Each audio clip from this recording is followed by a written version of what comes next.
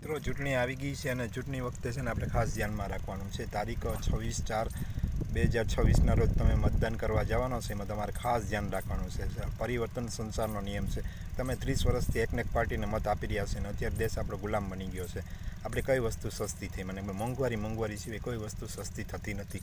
શિક્ષણ એટલું મોંઘું થઈ ગયું છે કે ભાઈ તમારા છોકરાને ભણાવવા હોય, એન્જિનિયરને ડૉક્ટર બનાવવા હોય તો કેટલો ખર્ચો થાય છે. એટલે તમે ખાસ ધ્યાનમાં રાખો અને ભાઈ હવે તમારે છે ને સાવધાન થવાની જરૂર છે. અને તમે હું તમને એટલું કહેવા માગું છું કે ઈમાનદાર નેતા ચૂનો. અને જે તમારા ચૂંટણી પછી તમારા ઘરે આવીને પૂછે કે ભાઈઓ બહેનો શું તકલીફ છે, એવા નેતાને ચૂનો. અને ભાઈ તમે ભજીયા ખાઈને જે મતદાન કરો છો ને, ભજીયા ખાઈને, પછી આ 5 વર્ષ તમારે ભજીયા તરવાના રહેશે. કારણ કે તમારી પાસે તેલના પૈસા નહીં રહેશે. એટલે તમે જે ભજીયા ખાઈને મત આપો છો ને, ભજીયા ખાઈને મત આપવાનું બંધ કરો. અને તમારો હગો ભાઈ જો કામ કરે એમ ન હોય તો હગા ભાઈને મતદાન કાપતા નહીં. એટલે હવે ખાસ ધ્યાન રાખો છે કે પરિવર્તન સંસારનો નિયમ છે. અને રોટેટ કરતા રહ્યો. દર 5 વર્ષે તમારો મત બદલાવી નાખો. એકને એક જગ્યાએ મત આપોમાં. અને એકને એક જગ્યાએ મત આપશો તો આપણા દેશનું ગુલામ એકદી થઈ જશે. આ નેતાઓ છે અત્યારે ખાલી ચૂંટણી ટાણે જે ખોટા વાયદા કરે છે ને પછી બધું ભૂલી જાય છે. સત્તા હાથમાં લેવા માટે આમ કરી નાખશું ને આમ કરી નાખશું ને એવું કાંઈ થતું નથી. અને આપણે દેશમાં રોડ રસ્તા સારા કાંઈ નથી.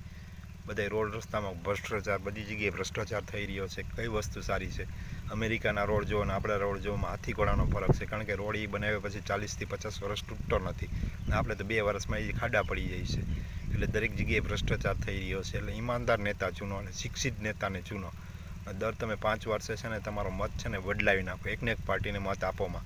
અત્યારે જે લોકો એકને એક પાર્ટીને મત આપ્યા છે તે અંધભક્તો છે. કારણ કે એ વિકાસના જ્ઞાતિને આધારે મતદાન કરે છે. જ્ઞાતિ નહીં જોવાની ભાઈ, આપણા બાળકોનું ભવિષ્ય જોવાનું છે. અને અત્યારે શિક્ષણ કેટલું મોંઘું થઈ ગયું છે. તમારે ડૉક્ટર કે એન્જિનિયર બનાવવો હોય તો 50 લાખ 80 લાખ 1 કરોડ રૂપિયાનો ખર્ચો થઈ ગયો છે. એટલે આમાં ગરીબ માણસોનો છોકરા ક્યાંથી ભણશે? એટલે જ ભાઈ આ વખતે મતદાન કરજો ને સમજી વિચારીને કરજો. અને છે ને ભાઈ ધ્યાન રાખજો, ઈમાનદાર નેતાને. તમારા ઘરે કોઈ કામ આવીને કહે ભાઈ બહેન શું તકલીફ છે, એવા નેતાને ચૂનજો. ભાઈઓ જ્ઞાતિ આધારિત મતદાન નહીં કરતા અને હગો ભાઈ હોય તો મતદાન આપતા નહીં. એટલે જો મારો વિડીયો ગમ્યો હોય તો લાઈક, કોમેન્ટ, શેર કરજો. આવજો મિત્રો.